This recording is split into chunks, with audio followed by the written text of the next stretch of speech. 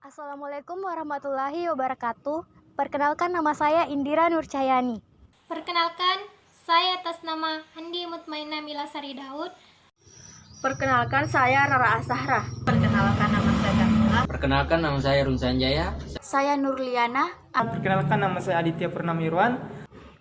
Pemilihan bahasa atau language choice lazimnya lahir akibat penggunaan bahasa dalam suatu masyarakat. Dalam pemilihan bahasa, kekeliruan dalam peristiwa pemilihan bahasa atau ragam bahasa yang cocok dengan situasi komunikasi ini tidak dapat dihindari, dan kekeliruan tersebut dapat berakibat kerugian bagi peserta komunikasi. Oleh karena itu, dalam video ini akan dikaji tentang sikap bahasa dan pemilihan bahasa yang mungkin kajian ini akan bermanfaat dalam memberikan wawasan tentang peristiwa komunikasi dalam masyarakat multibahasa di Indonesia.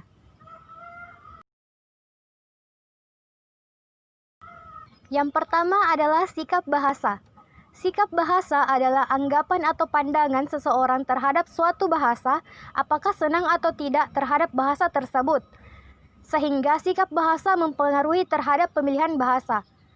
Lambert menyatakan bahwa sikap itu terdiri dari 3 komponen, yaitu komponen kognitif, komponen afektif, dan komponen konatif. Dengan penjelasan sebagai berikut. Yang pertama ialah komponen kognitif, berhubungan dengan pengetahuan dan gagasan yang digunakan dalam proses berpikir. Selanjutnya ialah komponen efektif, menyangkut masalah penilaian suka atau tidak suka terhadap sesuatu. Dan yang terakhir ialah komponen konatif, menyangkut perilaku atau perbuatan sebagai putusan akhir. Melalui komponen inilah orang biasanya mencoba menduga bagaimana sikap seseorang terhadap keadaan yang dihadapinya. Nah, melalui ketiga komponen inilah orang biasanya mencoba menduga bagaimana sikap seseorang terhadap suatu keadaan yang sedang dihadapinya. Ketiga komponen sikap ini pada umumnya berhubungan dengan erat. Pemilihan bahasa menurut Fasol adalah memilih sebuah bahasa secara keseluruhan dalam suatu komunikasi. Dalam masyarakat multibahasa, tersedia berbagai kode, baik berupa bahasa, dialek, variasi, dan gaya bahasa yang dapat digunakan dalam interaksi sosial. Dalam masyarakat bilingual dan multilingual, masyarakat diharuskan memilih bahasa yang digunakannya. Dalam memilih bahasa, tersedia 3 jenis pilihan bahasa. Yang pertama, alikode, yaitu menggunakan suatu bahasa pada suatu keperluan dan bahasa lain pada keperluan yang lain. Yang kedua, campur kode, yaitu menggunakan bahasa tertentu dengan dicampuri sebagian dari bahasa lain. Yang ketiga, dengan memilih variasi bahasa yang sama.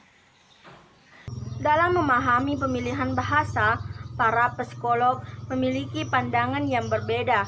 Penutur menerapkan asumsi dasar tentang potensi linguistik lawan bicaranya dalam masyarakat bilingual atau multilingual. Hal ini didasarkan pada teori akomodasi bahasa, yaitu ketika penutur mengalami proses wacana interaktif, dia mungkin akan konvergen terhadap bahasa lawan bicaranya atau divergen terhadap kode bahasanya sendiri. Keputusan seseorang dalam memilih bahasa atau menggunakan kode bahasa bergantung pada ongkos atau reward yang dipersepsikan akan diperolehnya. Terdapat beberapa faktor yang dapat mempengaruhi pemilihan bahasa, yaitu pertama, kemampuan penutur. Biasanya penutur akan lebih banyak menggunakan bahasa yang lebih dikuasainya.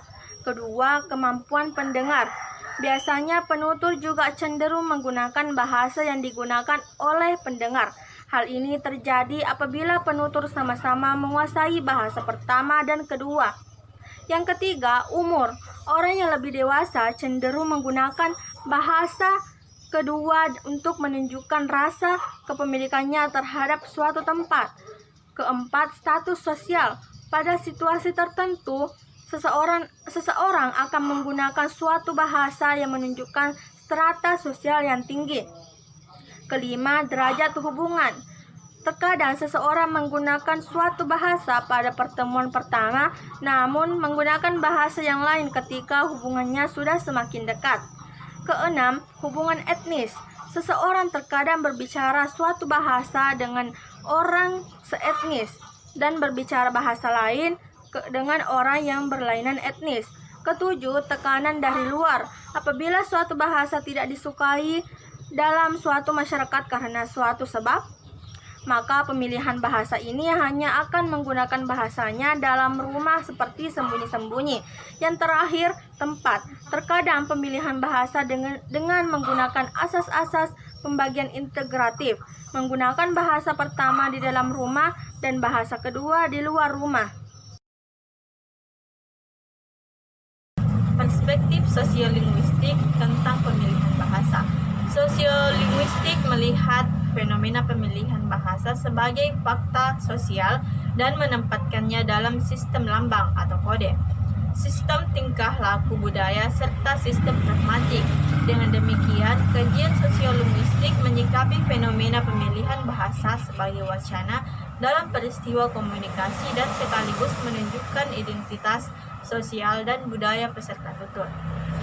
Dalam kaitannya dengan situasi kebahasaan di Indonesia, kajian pemilihan bahasa dalam masyarakat di Indonesia bertemali dengan permasalahan pemakaian bahasa dalam masyarakat dwibahasa atau multibahasa karena situasi kebahasaan di dalam masyarakat Indonesia sekurang-kurangnya ditandai oleh pemakaian dua bahasa, yaitu bahasa daerah sebagai bahasa ibu yang digunakan sebagian besar oleh masyarakat Indonesia dan bahasa Indonesia sebagai bahasa nasional dan bahasa asing. Studi pemilihan bahasa dalam masyarakat seperti itu lebih mengutamakan aspek tutur daripada aspek bahasa.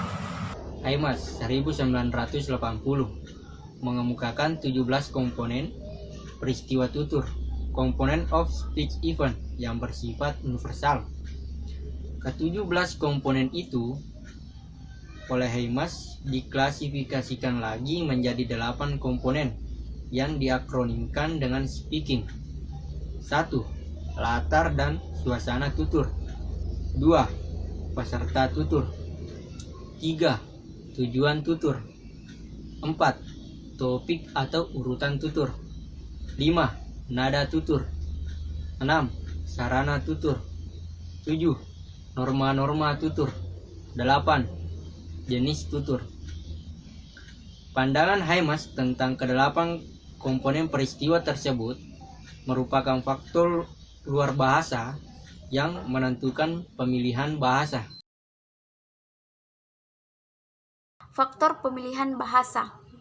Pemilihan bahasa dalam interaksi sosial masyarakat dwibahasa atau multibahasa disebabkan oleh berbagai faktor sosial dan budaya. Evin Tripp 1972 mengidentifikasikan 4 faktor utama sebagai penanda pemilihan bahasa penutur dalam interaksi sosial. Yang pertama, waktu, tempat, dan situasi. Yang kedua, partisipan dalam interaksi. Yang ketiga, topik percakapan. Dan yang keempat, ada fungsi interaksi. Faktor pertama dapat berupa hal-hal seperti makan pagi di lingkungan keluarga, rapat di kantor kelurahan,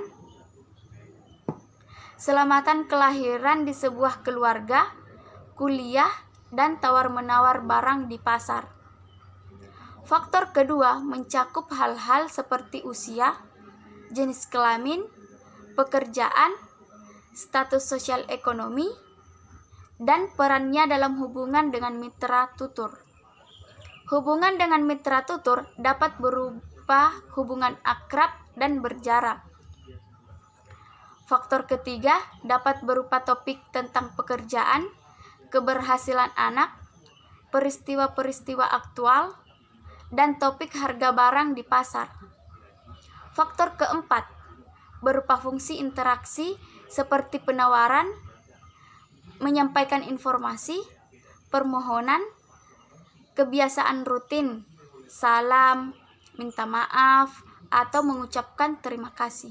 Jadi senada dengan Evit Tripp, Chris Jean 1942 halaman 136 mengemukakan 4 faktor yang mempengaruhi pemilihan bahasa dalam interaksi sosial, yaitu 1. Partisipan, 2. Situasi, 3. Isi wacana, dan 4. Fungsi interaksi. Faktor situasi mengacu pada 1. Lokasi atau latar, 2. Kehadiran pembicara monolingual, 3. Tingkat formalitas, dan 4. Tingkat keakraban. Faktor isi wacana mengacu pada 1 topik pembicaraan dan 2 tipe kosakata. Faktor fungsi interaksi mencakup aspek 1. Menaikkan status, 2. Menciptakan jarak sosial, 3. Melarang masuk atau mengeluarkan seseorang dari pembicaraan, dan 4. Memerintah atau meminta. Dari paparan berbagai faktor di atas, yang perlu diperhatikan adalah bahwa tidak terdapat faktor tunggal yang dapat mempengaruhi pemilihan bahasa seseorang.